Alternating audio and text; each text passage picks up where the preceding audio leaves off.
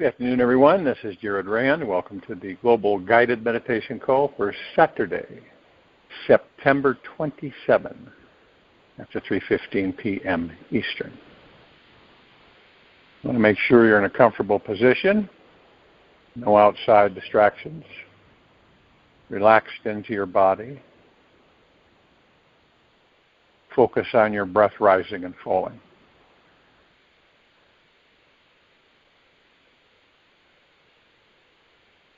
Now, one thing, if you, let's just say you were with a group of people you'd never been with before, and you're in discussion, and you said to them that there's only one thing you can do to transcend death. Embrace it. What do you think the response would be? You welcome it fully, you will eventually find your way to real inner peace. Why is that? Well, it's because of, again, our training on this planet. We fear all this stuff and we ignore it and we don't care to visit it. Scary, fearful. But then you go to the flip side and you realize that we're not the body. We're in the body temporarily. We are pure consciousness, God, energy. That we never die. So you really never die. But things have been merged for a long time, for a very long time on this planet. So you feel like, well, if you looked at it, or when you look at it from the perspective, you leave the adventure. The adventure's done and you leave it. You leave the body. That's it. You, the real you, continues. Right? And then that life is done, and you move on. You do another one, and do another one, another one, another one. And there's a lot of times where your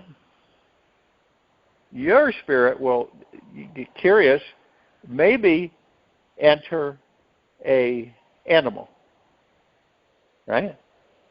Bear, wolf, eagle, could be anything. And you see, for a while there was this speculation that, oh no, those are the lower conscious energies that enter those animals. No, it's not true. I've talked to people who have remember being a bear. Right? And I remember being a wolf. And other people remember this stuff. And that, see, with our society and the way things are structured, yeah, you say to yourself, oh, that's silly. That's not true. That just can't be. Why not? If you know who and what you are, doesn't it make sense that your spirit can enter whatever it chooses to enter? As long as you don't get caught in a trap in human form all the time. Other people, I've talked to people through the years who remember being horse, cow. Why? To experience it. That's it. Okay? If you look at pets, we all like our pets. We have birds and dogs and cats and all kinds of stuff. And now a spirit and a dog, you leave the dog and enter another dog. And so on and so forth. Sometimes that spirit will end up back with the original owner of the dog it was the dog at that time.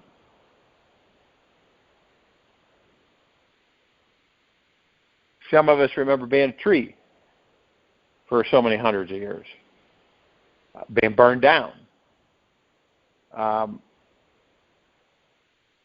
Feel what it's like to be a raindrop that hits the ground. It's very short. Blade of grass, cricket, ladybug. I'm not kidding you.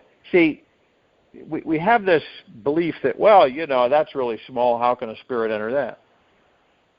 The spirit can transform itself into anything it chooses, no matter how small or how big. Sometimes spirits will embed themselves in imprints of previous lives in materials, such as flooring, walls, curtains. You may see their images. actual faces of different people that were once in physical form, that they were physical form, that's what they represented. This goes on all the time. You can look at a picture and see in mountainsides and rock formations faces, okay? And it isn't your imagination. It's an imprint of an energetic frequency, okay? And this is when you look at things and say, that's the God that I am, rather than, oh, look at that, or look at how beautiful this or that. Because we're moving into the realization that we are everything. True heart-mindedness. We are everything. We're not just these bodies and temporarily. We're everything. Because remember, when you start looking at the whole ocean of energy, we're every bit of it. Every aspect. But we have been given the impression that we are what? Separate. I'm separate from Tom. Tom's separate from Jane. Jane's separate from Bill, and so on and so forth. But have you ever, I think we all have, where you've interacted with people that you just know you've known them a long time. Now, not necessarily their name and position and everything in this life, but there's a familiarity. Have you ever experienced that? I think we all have, more than once.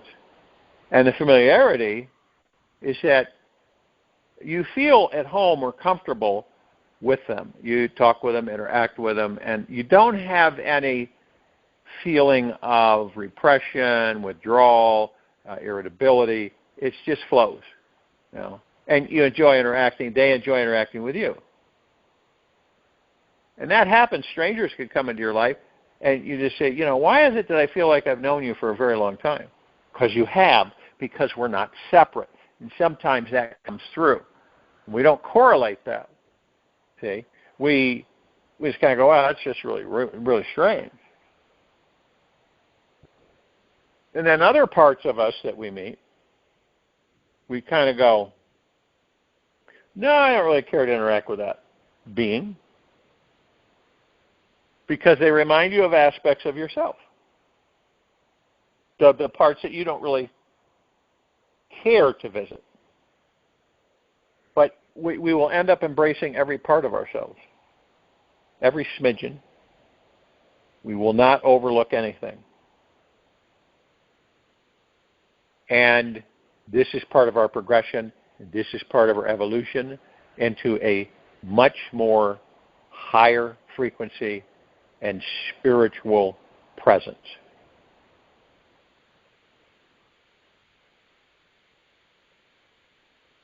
It's like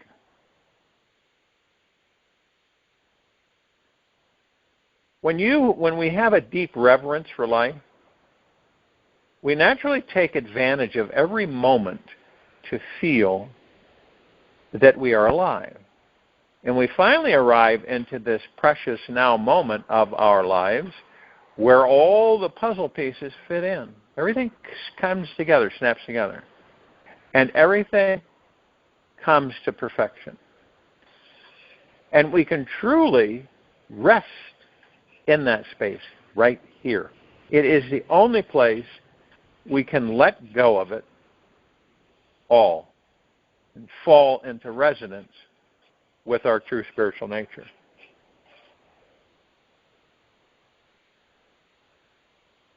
Silence and being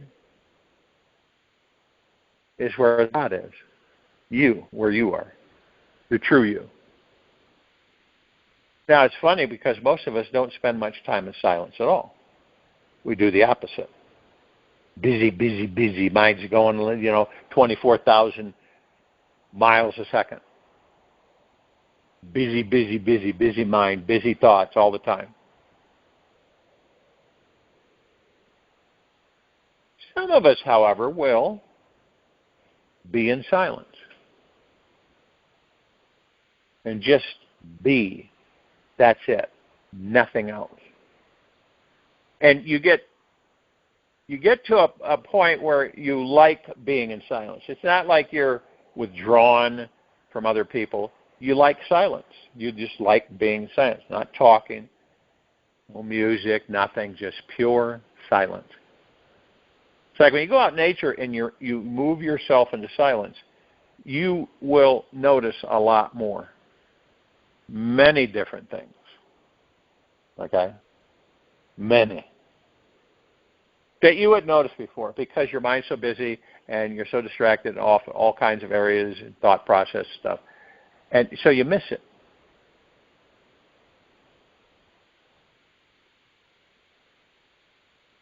But when you slow down and you embrace the silence, it all comes together. You witness things that you normally would never witness. You see things and experience things you normally would not ever.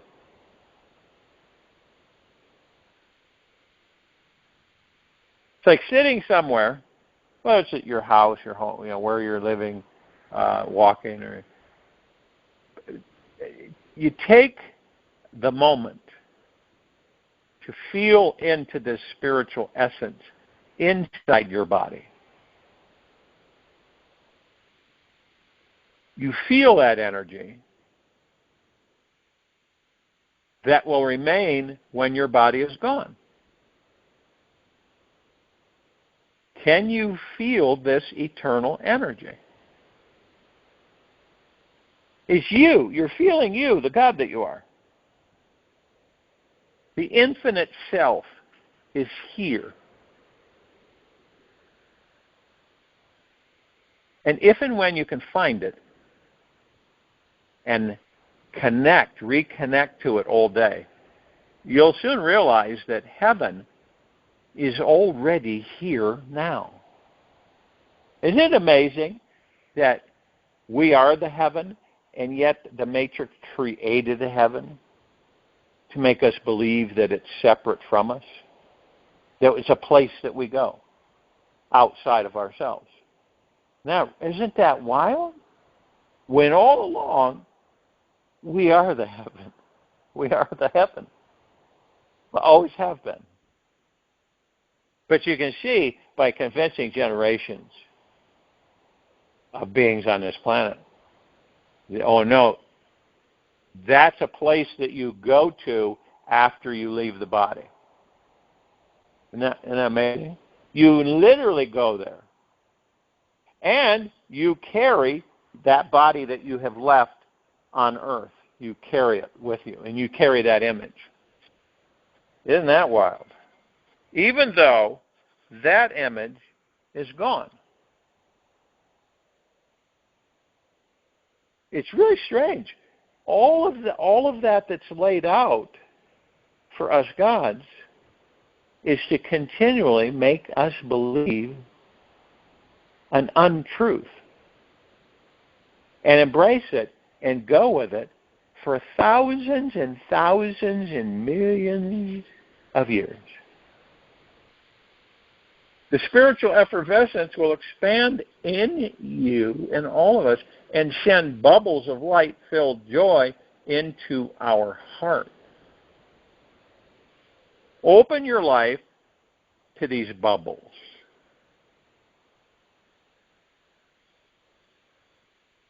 And you wonder why you were pretending to be so worried, fearful, and concerned about everything in your life. Can you imagine if the majority of us did this on a daily basis? Feeling into the spiritual essence inside our bodies. Feel that energy. That energy is who we are. That is the omnipotently powerful, supreme manifesting abundant being that never dies. Wouldn't you want to interact with that? The essence that it will remain when your body is gone. It is forever. And you get to a point where you can reconnect with it all day long. Now, I don't know how many people would, Take this approach. Realize you are an infinite being who will never die is to pretend you just died. Breathe in this moment as if it was your very last breath. Lay your body down on the bed and imagine that this is your final moment of life. Now, a lot of people say, no way, Jose. You are breathing your last breath of life, and soon there will be no more.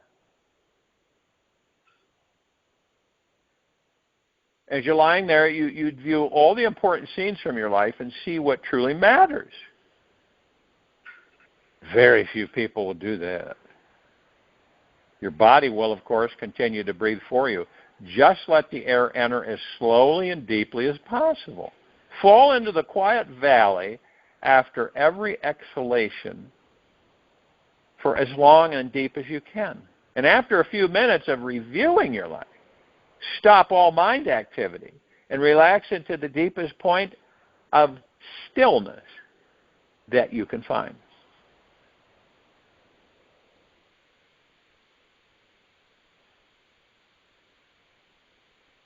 The greatest courage is to drop the mind aside.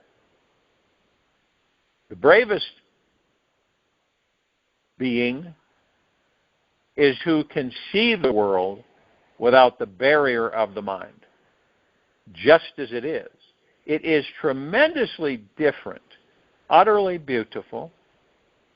There is nobody who is inferior, and there is nobody who is superior. There are no distinctions. Osho. That's true. The society, the human psyche of this planet, it depicts and judges and evaluates and dissects and analyzes other people. And we are equal, literally. There's not one of us is inferior and not one of us is superior.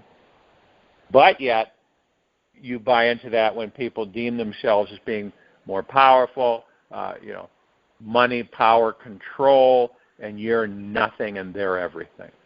That's ego mind. That is a lie.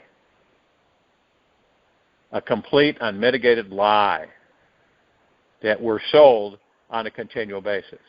And we believe it. Many believe it.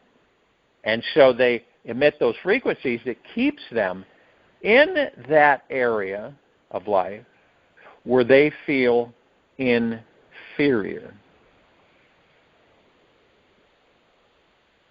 Right? It's where they feel inferior. And it's funny. They're the opposite.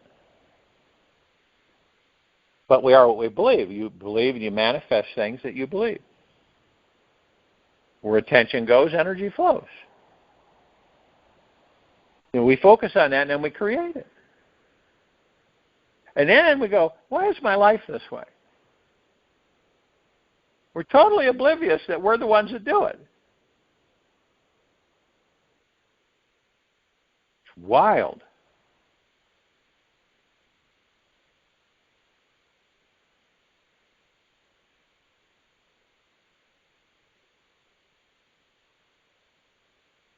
Now, most of us, what do? We spend our time on outside distractions, outside of ourselves. Really. Most of us, that's what we do. All of us have done that. None of us are exempt from it. We all do it. We get so tied up outside of ourselves and things and yesterday and tomorrow and planning and, projecting and supposing and guessing that we really miss the target. We don't realize what we're passing by. Doesn't it make sense that we would spend a lot of time with the God that we are, where all of the answers are? A lot of people feel confused, and they feel frightened, and they feel pressured, and they feel anxiety, and they feel stress. Doesn't it make sense that the true, basically, Shangri-La treasure chest of all of the questions that you have about everything and anything are within you? There where we sit with the God and we listen. This is where we really, truly can manifest anything we desire. You know, when we do it in ego mind, that's really frustrating and it's very stressful. Okay? But in the heart mind is in the presence of the God that you are is where truly all the magic is. It's where your permanent, while you're in this body, your permanent bliss, joy, happiness, contentment, tranquility resides. Yeah, we get little reflections of that outside of ourselves in the material physical world. And this is and then played through the ego mind, we never get enough of it because we get bored easily. And this is okay, that's done. It's like a kid gets a bunch of toys, right? Say in the holiday season, and they get a bunch of toys. And they're all excited about toys, and all these toys they wanted and got them. And then they play with them, and then eventually they sit in the toy box. Don't play with them anymore. They want more toys. They want new stuff, different things. That's how kind of like how most of us are. And we're in this playground, and it's an endless playground. So there's always something different. We're always seeking something different. You ever notice that? It may not be a heavy degree. It might be a real light degree or in between. But we're always seeking something different. And then we sit there and we go, it never seems that you're satisfied. For a little bit. Why is it so short? How come I'm not satisfied completely? Because there's so many things in this life that we're in now, like any life, that if we were to slow down, relax, and embrace the gods that we are, we would find so many different avenues to experience. And we'd find out we'd never run out. And being in contentment and heart-mindedness, we would be at ease. No frustration, no anxiety, no suffering, no always wanting to be right or wrong, proving oneself. It's what we do. We spend a lot of time trying to prove ourselves to ourselves.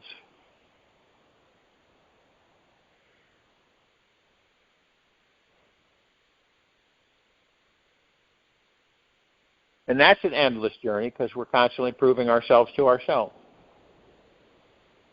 Impress ourselves.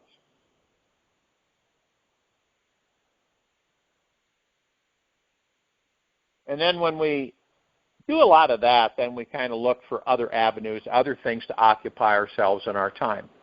Right? And there's such a diversity because there's so many perspectives that this civilization, this particular species has about itself. I mean, endless perspectives, judgments, perceptions. I mean, it goes on and on and on. There's so many different beliefs, right? It's like a potpourri. So many different beliefs.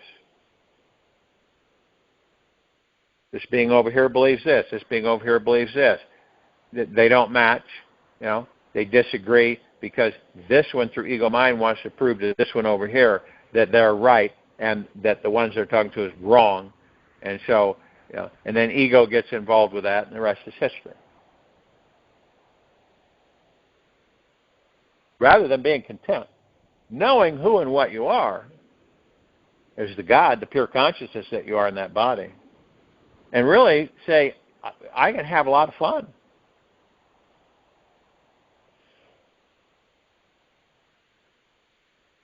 And then, they go, whoa, really? This is great. Why didn't I think of this before?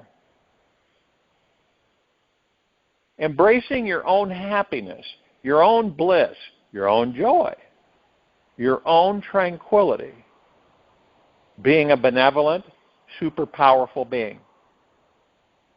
You would think that would be super satisfying. Knowing that you could create anything that you chose, your stress would leave you, anxiety, you'd begin to heal your body. I mean, you would get things balanced. But we spend so much time outside of ourselves that then it gets to the point, right, where we don't have the knowledge on a lot of areas. Because we didn't take the time to explore those areas. And so then we get to the end of the stay in the body. And there's many people as I've talked with, before they knew they were leaving the body. And what was, I say, what would you have done different? Interesting question, right? If you had to do it all over again. And everybody say, I would have taken better care of myself. That's number one, the number one. I would have eaten healthier, taken care of myself, not gained this weight. There's a lot of them overweight, usually, and a lot of different issues going on. And that's not a lot, but that's pretty much what they say, so that they could stay in the body longer. Now imagine, okay, because this will enter our existence, where you have the opportunity to be around for 1,000 years. It's a huge difference, huge. When you could be around for 1,000 years, how do you correlate that, really? Okay? Well, you prefer to be in heart mind and very little ego mind, if any at all, and to be at peace. So you learn, and you learn more and more about who and what you are, because you have, unless a bus hits you and you get all chewed up in some kind of a grinder. But the long term, the adjustment would be absolutely spectacular, because you would know that all the things in 3D you would not experience anymore. You wouldn't experience them. What would you experience? You would experience being immortal.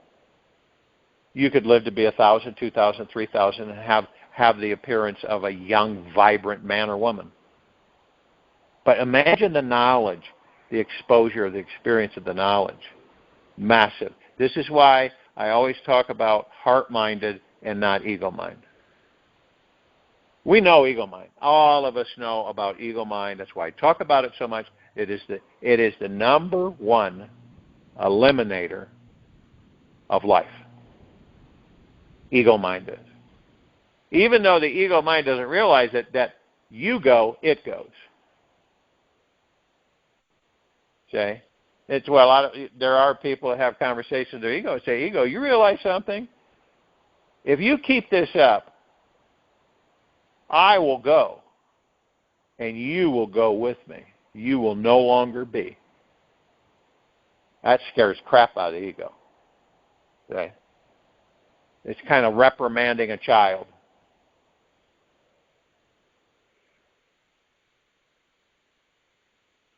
But when you're in that body, you have a lot more time to do what?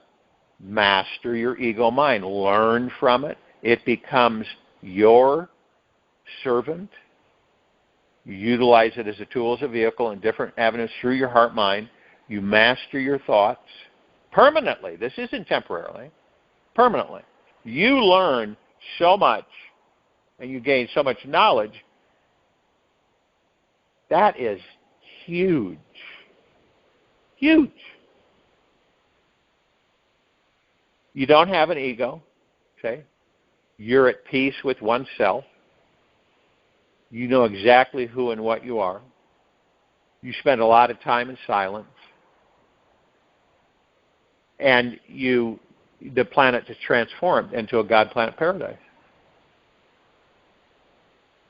Why is it called a God planet? I've been asked that. Well, you've got a lot of gods in human form, off-worlder form, different species. That's why it's a God planet. It's loaded with gods. And to know that is absolutely, supremely powerful.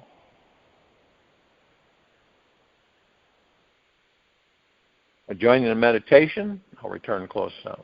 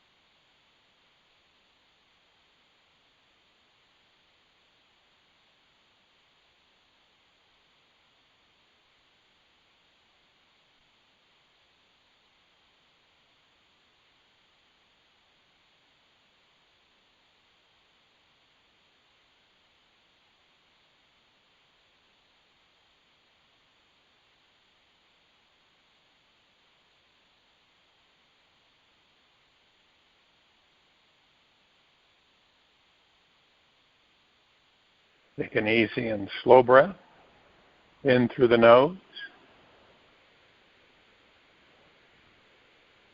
and an easy and slow breath out from the mouth. Remain still, relaxed into your body, focused on your breath rising and falling. When life feels hard, it is only because you are focusing on what you do not want. Right? When life begins to flow, it is because you are aligning with what you truly desire.